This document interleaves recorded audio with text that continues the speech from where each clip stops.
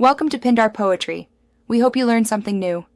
You start by confirming prerequisites: WSL2, a Linux distro, and Vscode with the remote WSL extension.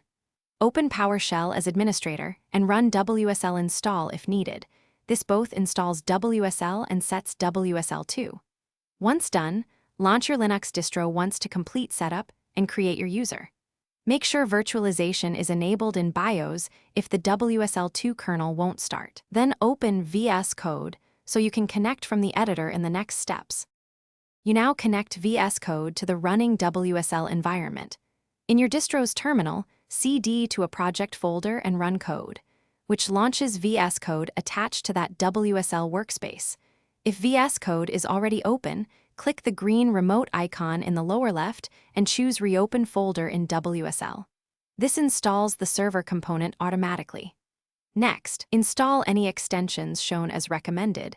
Installing them inside WSL ensures they run on Linux, where your tools and runtime's live. You finish by validating the connection. Open an integrated terminal in Vscode and confirm it's the distro shell, then run Linux commands to test.